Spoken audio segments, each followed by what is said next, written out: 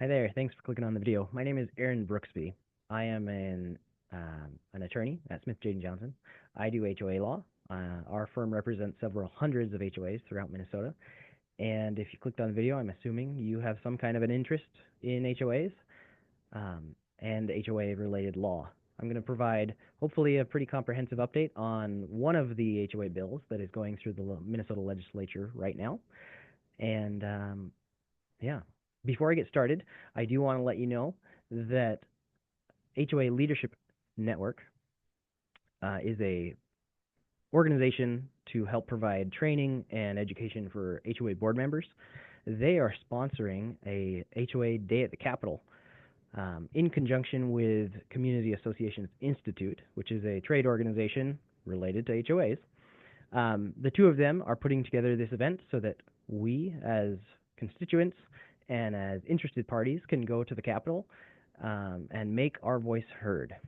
So the Capitol visit is going to be April 2nd, so it's next Wednesday, or this Wednesday, depending on when you're watching this, beginning at 10:30 to 2:30. So we'll be on the steps of the Capitol. The weather looks good so far. We'll be on the steps of the Capitol, and then we have the rotunda in the afternoon.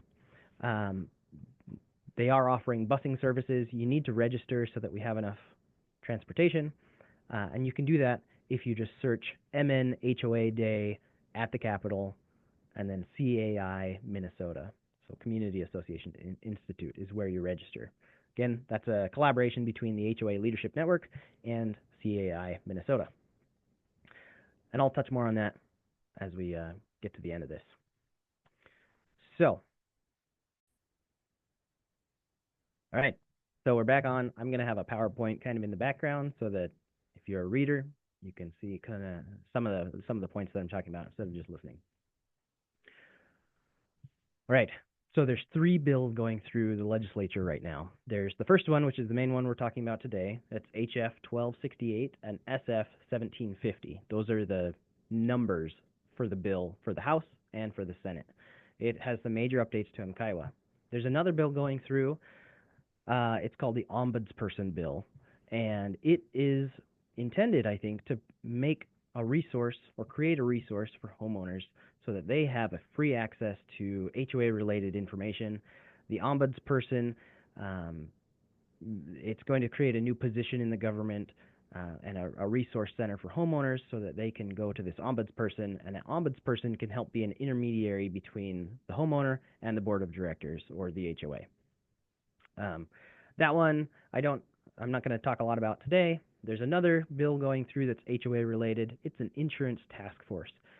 The goal with this is to get some money set aside so that the legislature can investigate insurance related issues next year, or through the rest of this year, and then propose an insurance bill next year. If you have any interest in either of those two bills, we'll be covering those as we get more information. But the one that's really pressing right now is the MCIWA bill. So at a very high level, this bill plans to limit the ability of an association to charge back assessments, levy fines, or charge late fees to homeowners. Now, many homeowners and associations think this is a great thing, but as any board member or person who has served on a board of directors knows, the association already has a relatively difficult time enforcing the governing documents or finding people to serve on the board of directors. Other high-level things, there's going to be more homeowner input. Not that the homeowners get to approve some of the things because the board still has that authority from the governing documents. So the board of directors has the onus and the duty to act on behalf of the association. Homeowners get to input on some things, and this law would make it so homeowners don't get to approve an annual budget, but they get more input on the budget. Homeowners would have more input on rules and regulations and on the bylaws. There's a proposed limit on proxies. There's a lot of limitations on foreclosure, and then management fees. One of the last things on this slide, at least, there's also going to be a process before the association takes any action against a homeowner. The board is going to have to meet and confer with that homeowner before they can do anything else. So that's just a very high level. A lot of this is intended to be good. I think the legislature and the Congress people drafting these, um, they don't work in this industry on a day-to-day basis. For me, this is all I do. This is what I do every single day. And by reading this bill, I can see some potentially unintended consequences. And that's what we're trying to address. And that's kind of the pushback um, that we're leading at the legislature. So, background to this: what's the problem? What is the legislature trying to do? So, there's been a lot of bad press about HOAs in recent years and in the last few months. Last year, the legislature passed a bill, just like the insurance working group or task force that I talked about earlier. They passed an HOA task force where they had a working group and they invited HOA leaders throughout the state to come and testify. They had homeowners come and testify, and they investigated HOAs to see what the issue was. That stemmed these bills, and specifically this MKIWA bill. So they heard a bunch of, frankly, a lot of horror stories from homeowners and decided, okay, we're going to make some changes to prevent this from happening again. This is a bipartisan bill, and so the Senate bill is introduced by a Republican senator. The House bill has been introduced by a DFL representative, but there's biparty support or bipartisan support. There's Republicans and members of the DFL. They're all supporting this. When May 19th is the end of the statutory legislative session this year, and so that's the latest they have to act. Now, given everything going on in the legislature this year, they may call a special meeting after May 19th, but essentially May 19th is right now the definitive deadline for it to pass. So one last update so that everybody's aware. A bill becomes a law. You get senators and representatives who introduce bills. They go through a couple of committee meetings. Those committees have to approve them. And then eventually those bills, if approved, make it to the House and Senate floors, where then all of the representatives and all of the senators vote on those bills. If they are approved, they then go to the governor, and the governor signs off typically. That's the process here in Minnesota. And so right now we're in the committee section. It hasn't gone to the floor yet. It has both the Senate and the House bill. They're nearly identical, but they've both gone through one committee that has approved the bills. There's amendments going on to the language of the bills, and so they're getting updated, but we're not getting real-time updates to those. They only come back to us with an update every couple of weeks, and so that's where we're at right now. There's one hearing, committee hearing for the Senate next Wednesday or next Thursday, which is why we're having our day at the Capitol, so that we can make our voices heard. All right. A lot of the issues that were brought up in the working group last year, that created or advised the creation of this bill, was due to insurance in HOAs. If you live in an HOA, or if you're a board member on an HOA, and even if you're not, I think everybody in the state has seen their insurance costs go up for property insurance. If you're a homeowner, whatever type of homeowner you are, you probably saw a rise in your renewal the most recent time you've renewed it. And in HOAs, for older HOAs that are earlier than about 2003, or older than 2003, their insurance has been skyrocketing. And so there's been a lot of issues where dues have been going up a lot faster than they have in the past, because insurance rates have increased so dramatically, and they continue to do so. They're starting to level out, but there's no guarantees, right?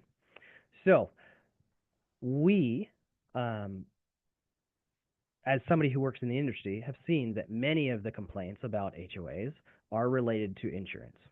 One thing I do want to point out is that most of the issues and the bad press you see about HOAs is insurance related, and this proposed bill will not affect any of those situations. So if you've seen on the news recently, there's some stuff going on in Inver Grove Heights with HOAs. There's some stuff going on up in Otsego with HOAs and all over the cities. But there's been some bad press in those areas specifically. And those specific situations would not be addressed by this bill. The underlying cause of all of those issues are insurance related, not governance related. And this bill is trying to change the governance of HOAs. So I'm going to get into some specifics now. The first thing I want to talk about, this is the duties of the association. So HOAs are governed by their governing documents and Minnesota law. Minnesota law has the highest priority, and so if your governing documents conflict with Minnesota law rules out. Then you have your governing documents. Most associations have an articles of incorporation, a declaration, bylaws, and rules and regulations, and then other operating policies. And that's kind of the hierarchy of authority.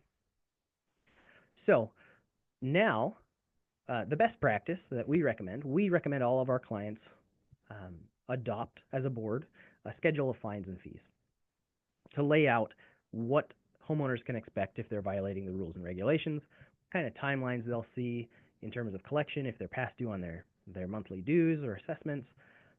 That's best practice. This law would now require every HOA in the state to adopt a specific schedule of fines and fees. A couple of the other things, they're trying to cap fees. So the first one, the bill as written, if it passes, would cap late fees at $15 a month. Currently, most of my clients that I work with, I see between $25 in late fees or up to $50. That's been what we've seen and courts have seen as reasonable. The legislature is saying that's unreasonable. We're going to say $15. Now, you're, as a person watching this, get to decide whether or not you think $15 is an adequate incentive to pay your dues on time. I, as an attorney that works with HOAs, I see kind of the bad apples and the people that probably shouldn't live in HOAs come across my desk most often because I'm doing some kind of enforcement action or I'm working with people who just don't pay their dues. And in my opinion, I don't really think that $15 is a terribly high incentive or good incentive to get people to pay their dues by the first of the month or whatever the deadline is. I mean, $15, that's like 2 cups of coffee for some. And then the other issue with that is, with all of these numbers, is if you write in a number into the law, the legislature then has to change that law for it to be current. $15 now, whether or not you think that's reasonable, in another 10 years, $15 might not even be worth as much as it is now, and may no longer be reasonable at all. It'll just be a drop of change, and so zero incentive to pay your dues. Fines and the cap on fines. The legislature wants to prohibit associations from levying fines, radical fines. And so, as written, the state would cap or tie a board's hands and say you can't levy a fine of more than $100 per violation.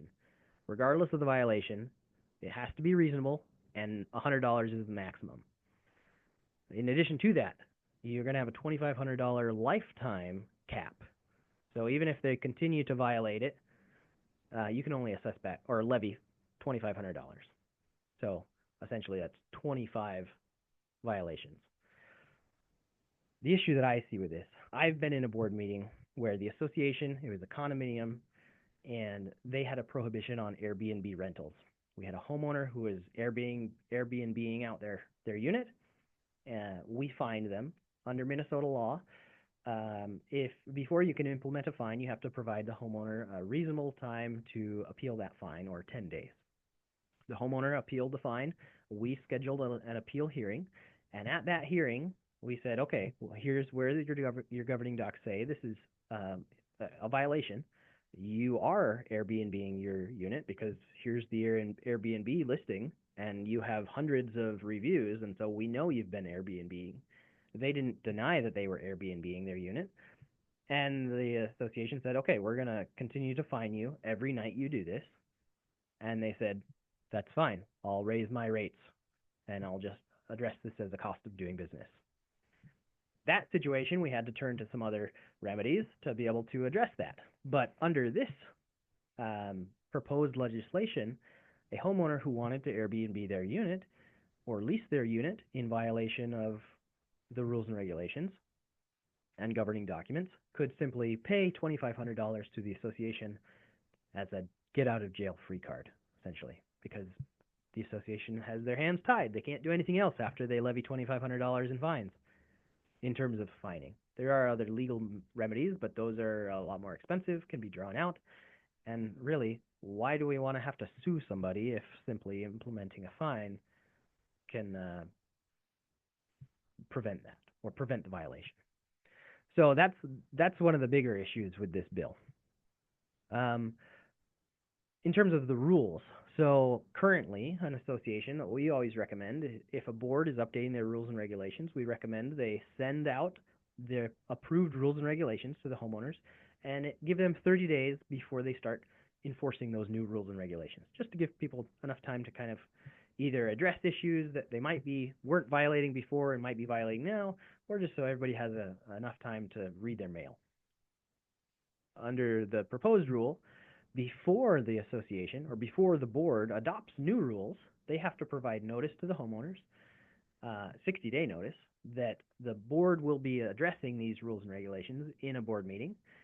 And then at that board meeting, before the board adopts these rules and regulations, they have to give homeowners present the opportunity to talk about those rules and regulations.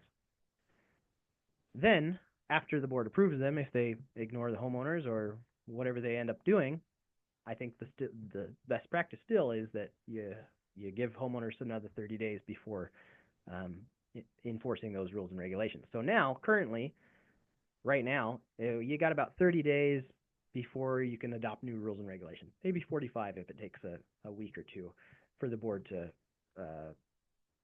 figure out what they want to change. Under the proposed legislation, it's going to be 90 days minimum before you can change rules and regulations. That's 3 months. That's a quarter of the year.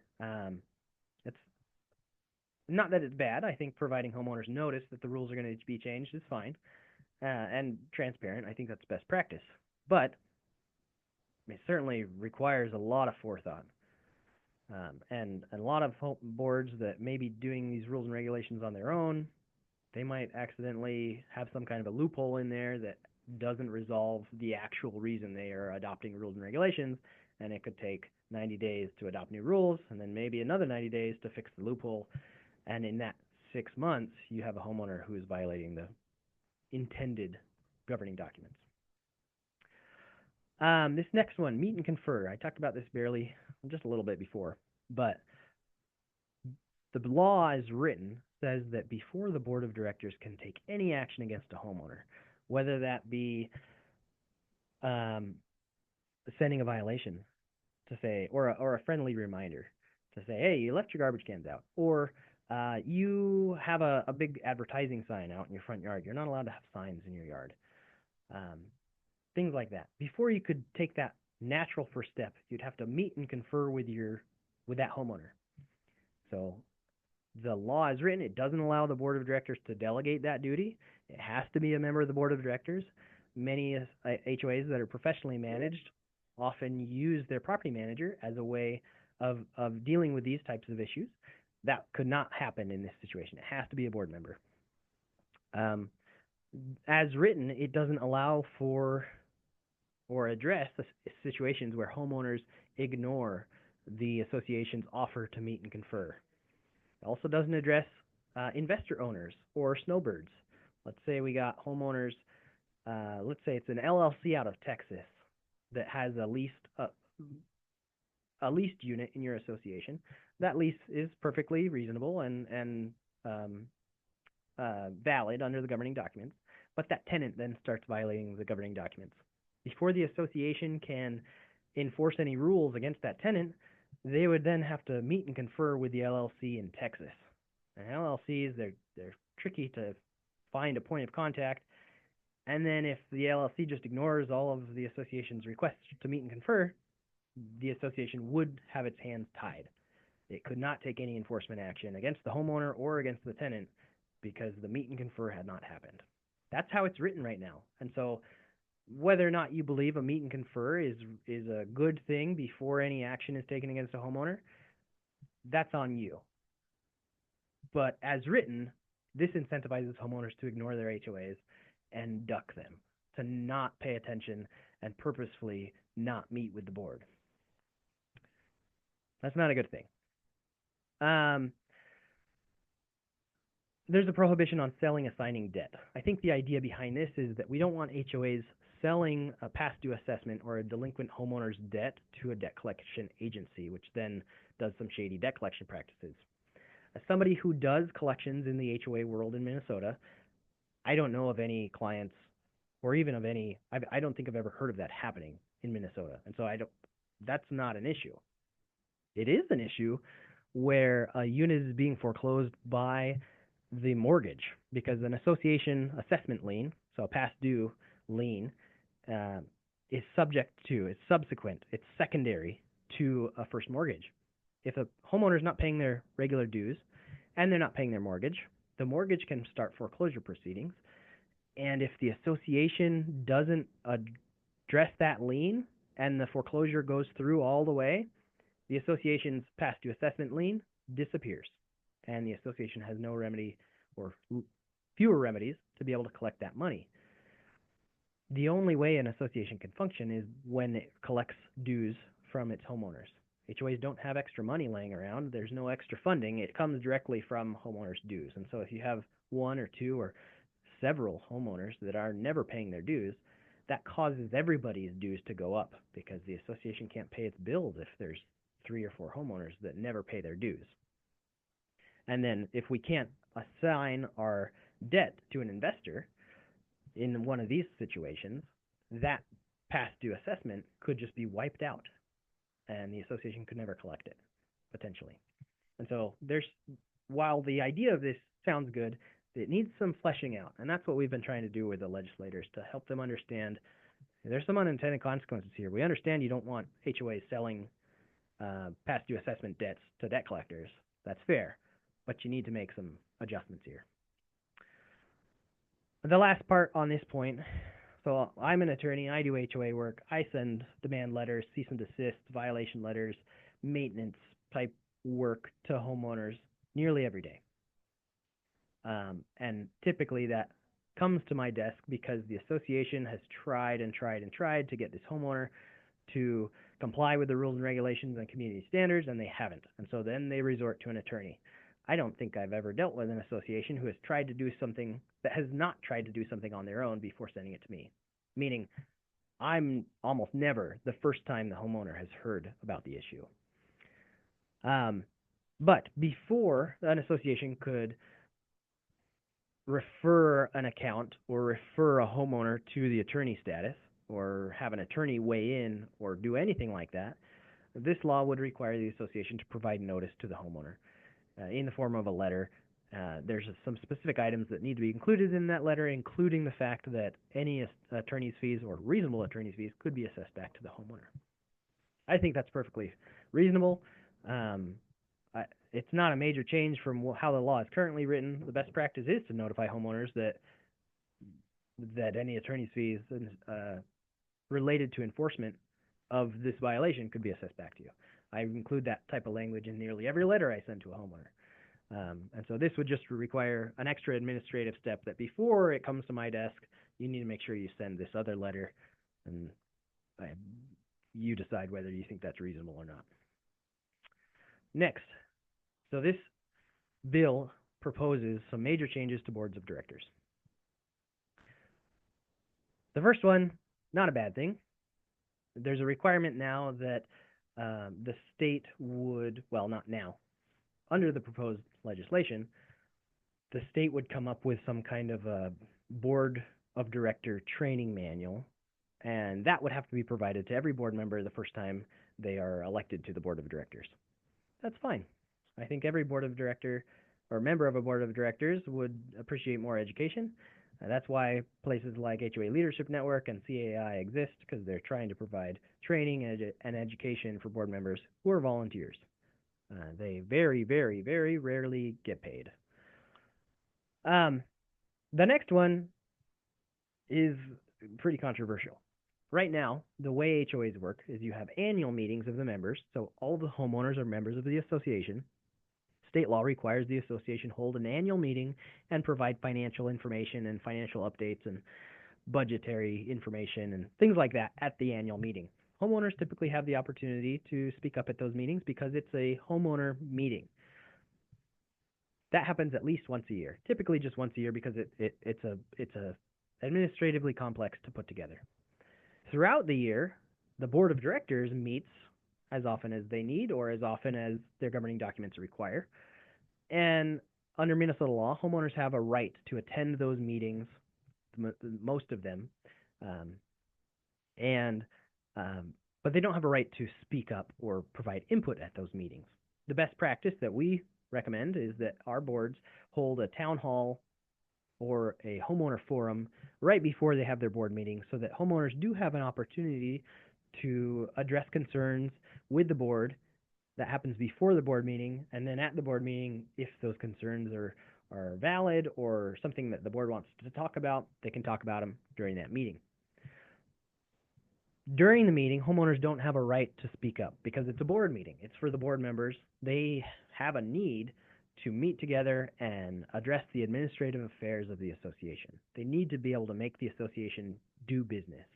And if you have homeowners inputting all the time, it makes it a lot more difficult for the board to get things done. This bill would allow homeowners to essentially have input on any item on a board agenda, to be able to talk up and essentially participate in that discussion. That's not how any other corporation works. And I recognize the fact that homeowners don't feel like they have a voice, but most of the homeowners that I deal with and that I have heard of from a board of directors or a property manager, that homeowner has never been to a board meeting to even watch. And so there are avenues right now where homeowners can understand what the board of directors is doing, and allowing homeowners to just speak up at these board meetings is going to derail the board meeting and make it harder for the board to do business. It's going to turn these meetings into longer sessions, which everybody's volunteering their time. I think this could have a chilling effect on board members, meaning I think there may be less homeowners who are willing to serve on their board of directors because it's just going to become so hard to deal with and difficult to deal with the needs of the association and to complete their business. This next one, annual reports. Under Minnesota law right now, the association has to provide an annual report to their homeowners. This law says that it would require the board to personally sign it. Right now, there's no requirement to personally sign it. But the other thing is that every single contract that the association signs in a given year has to be included in that packet. Right now, homeowners have a right to request those contracts and receive them, but forcing every single HOA in the state to send out copies of every single contract that they have signed that year is an administrative nightmare, frankly, without even addressing the paper or the cost of mailing and things like that, because many associations in the state still are required to mail out these types of notices. They can't just send them by email unless they update their governing documents, which comes at a cost. On that same vein, every single board meeting where the association or the board is going to consider or sign a new contract, let's say a landscaping contract. We were unhappy with the landscaping and snow removal. We had this last year, even though we only got a couple snows, but we're so unhappy with them, we want to make a change. Notice has to be provided to the homeowners that the board is considering a change in a contract. Copies of every bid needs to be included in that notice before the meeting, and I believe this also requires that the board obtain at least 3 bids for every contract. I don't have that on this here, but I believe that's what the text of the bill says. And so you have to, again, mail that out to every single homeowner, all 3 contracts, and notice that the board is going to consider this.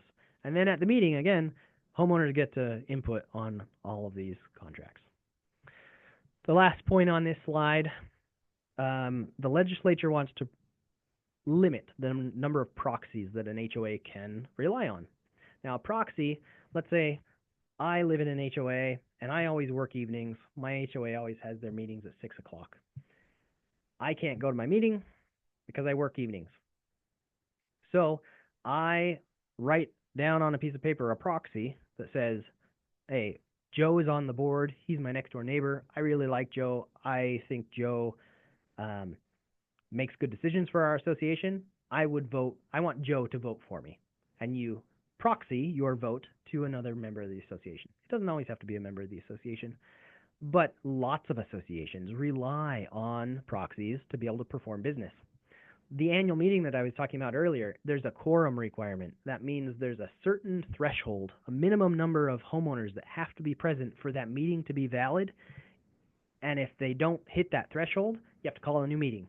And you have to call a new meeting.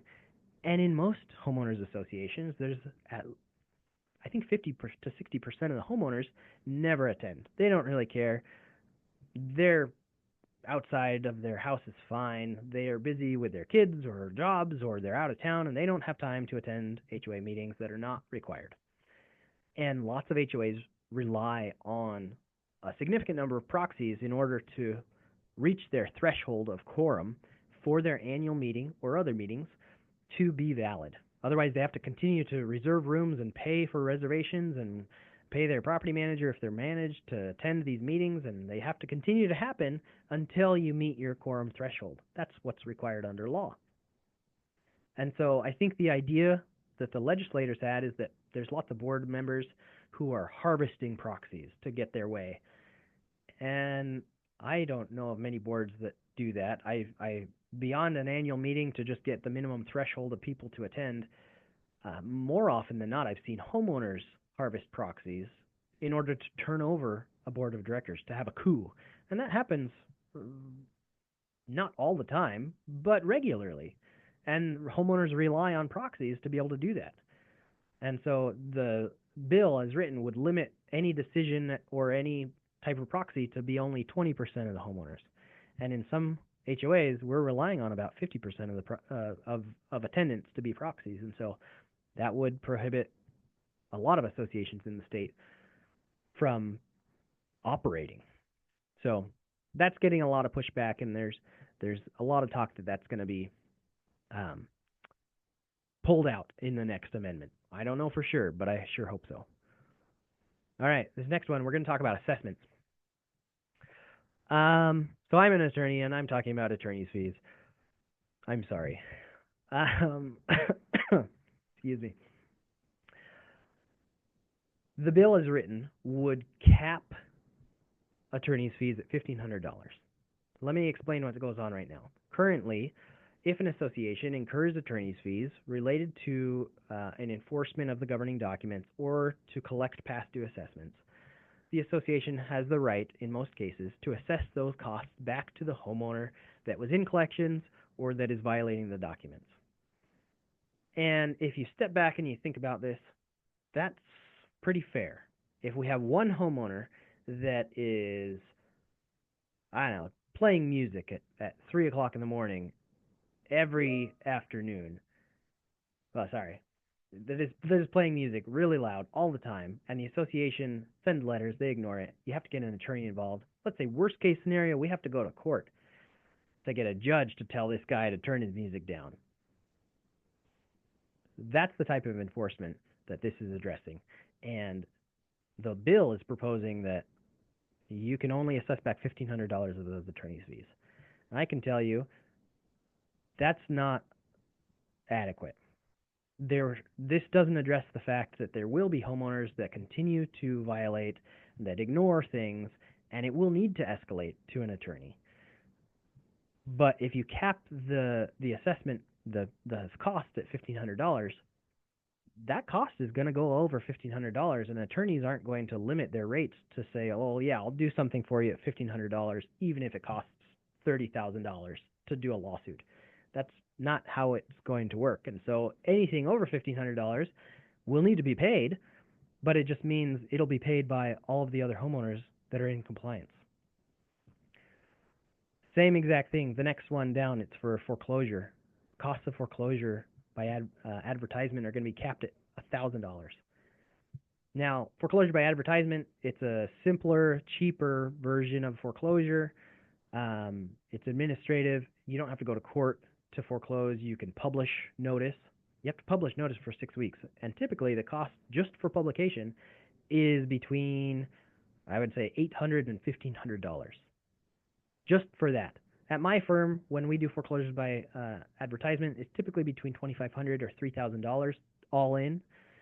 And so if you're going to cap that at $1,000, if foreclosure is the remedy that is available, the other $2,000 will then be paid by, again, the compliant homeowners. Instead of assessing back the cost to the homeowner that caused the cost to be incurred, everybody now has to pay. A couple other things. The association has to offer a payment plan to homeowners that are in arrears or that have past due balances. And the board has to take into consideration the financial circumstances of that unit owner. I don't really think that's I don't think my clients should be looking at how much their homeowners make and addressing or tailoring their payment plans to that. I don't think any board HOA should have their fingers in a homeowner's bank account or anything like that. And so I don't agree with this at all.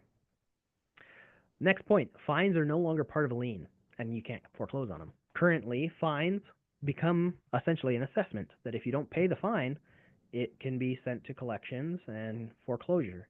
It becomes part of the lien on the unit if not paid. This bill would completely remove that.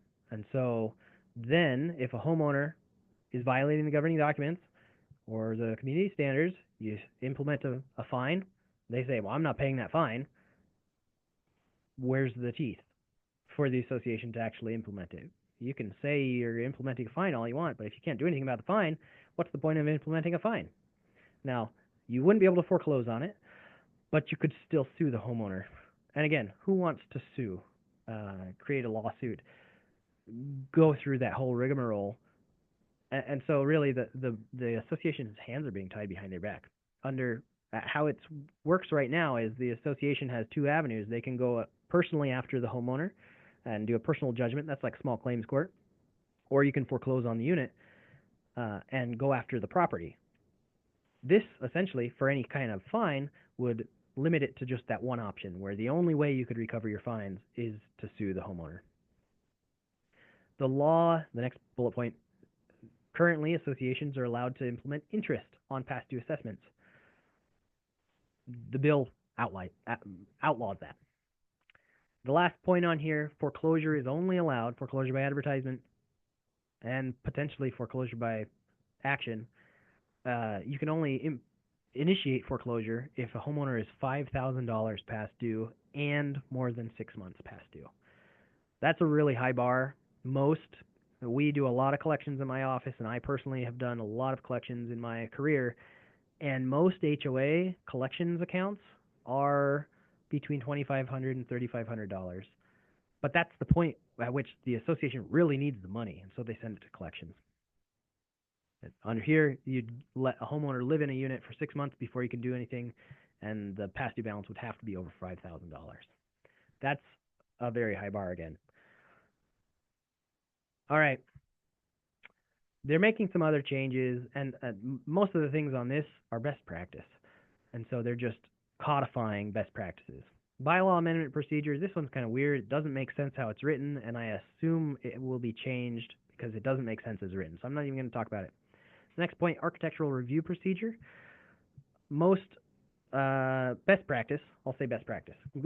Most associations have this already. In your governing documents, you have to have a procedure of how to address architectural requests and architectural review. Again, 90% of homeowners association governing documents already include this. It's not required under law, but it's the best practice. They're just saying it has to be, it's now required. It's not just best practice. This parking restrictions, the HOA can, it doesn't work this way already, but if you have a public street adjacent to your units, the association can implement fines for people parking on the public street. That's already the case because the public street's not subject to the covenants of the association because it's not part of the property. So that's kind of how it is already. The one that is a change is that the association can no longer restrict homeowners that, let's say, have a plumbing company and they have a big van with a big plaster of like a toilet bowl on the side or other graphics. Some associations are allowed to prevent homeowners from parking that in their driveways.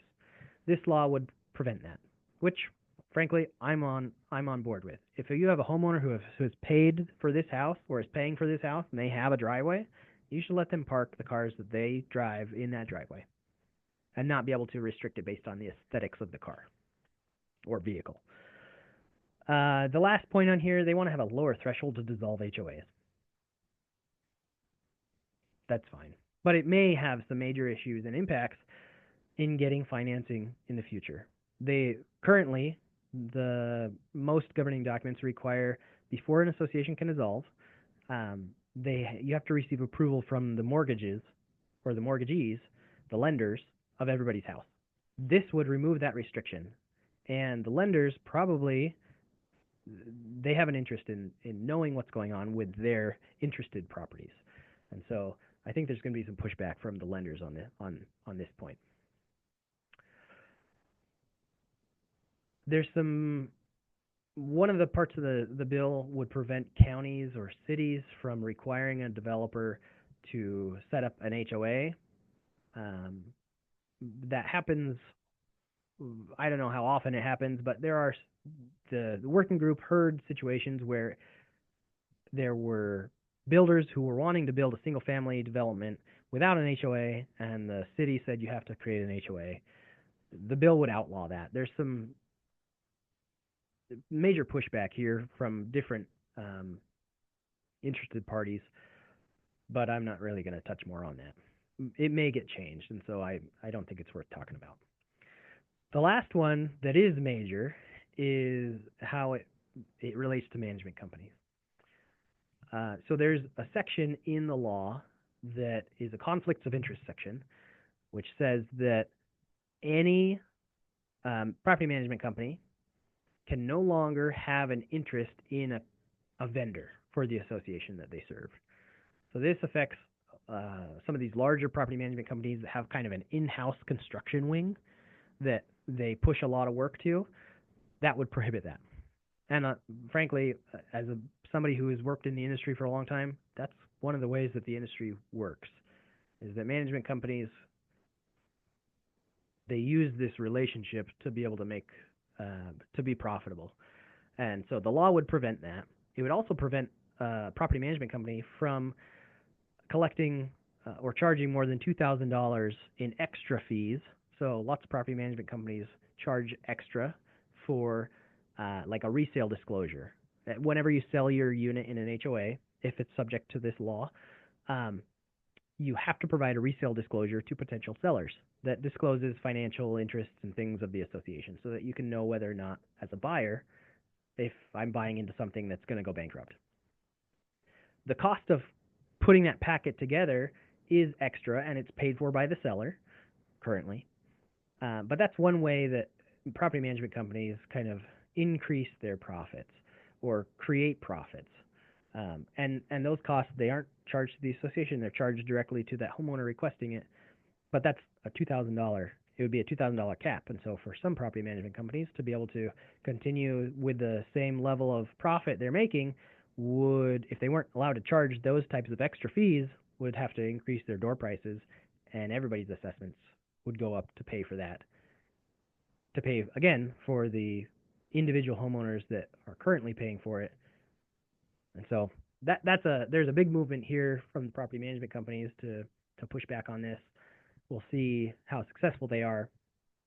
But overall, I think this would be bad for the industry, and it would be bad for homeowners because this specifically, I think any association that is professionally managed will see an increase in property management fees to be able to maintain profitability by their property management company. The last one on here, some management companies, I don't really know of any, but they try and trick or capture an HOA and never let them go.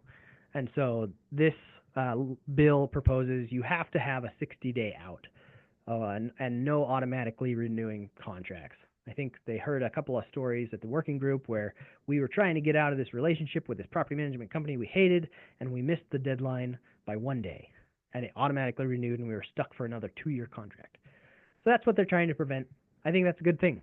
Um, that's not the kind of client you want as a property management company to like hold them in, and so I think that's a good thing generally.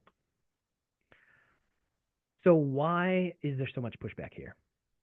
The biggest part is I think it's a nearly guaranteed increase in costs to HOAs, which will be spread out among all homeowners. It's going to be compliant homeowners and homeowners who are educated and comply with their rules and regulations, who are good homeowners, will see an increase in fees because of the couple of bad apples that live in their neighborhood.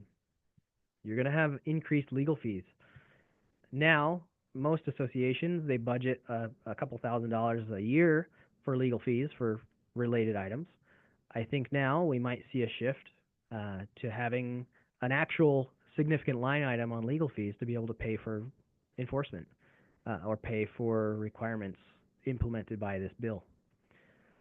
You're likely going to see an increase in management fees if this passes. And then overall, a lot of this is tying one hand of the association behind your back. And I think it's going to you're going to see a lot more lawsuits, a lot more small claims court lawsuits brought by the HOA, because with the caps on fees, caps on attorney's fees, caps on fines, I think it's going to incentivize associations to sue homeowners really quickly. Whereas right now, we can spend some time and try and work it out outside of court.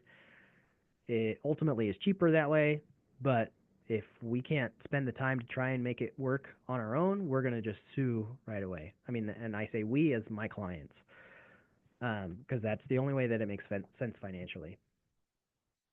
The big bullet point here: increased governance difficulty. I think we're going to see it's going to be more difficult for boards to do what they need to do. I think you're going to have a harder time stopping bad behavior, and because of that, I think you're going to see less board members willing to serve. I already attend many annual meetings where you have one or two board members their time is up and they're fed up and they're done. They're not, or they're moving or whatever. They're done serving on the board, and there's nobody at the meeting willing to stand up and serve. And I think that's going to happen more often, especially because of that meet and confer. That's a big one. So here's a couple of points that I want to make. I know this is long, but there's kind of a lot going on. So the current system: a non-compliant homeowner pays the fines and legal fees. The proposed law would have the HOA can't collect the full enforcement costs, and so HOA recovers its costs from the violator. Currently, under the new law, all the homeowners would have to cover that cost through increased dues. Under the current system, there's very clear consequences for noncompliance. Under the proposed law, there's less deterrence.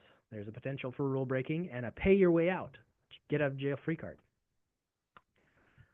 Here's your key takeaways. Those who break HOA rules bear the financial burden of those fines, late fees, and legal costs.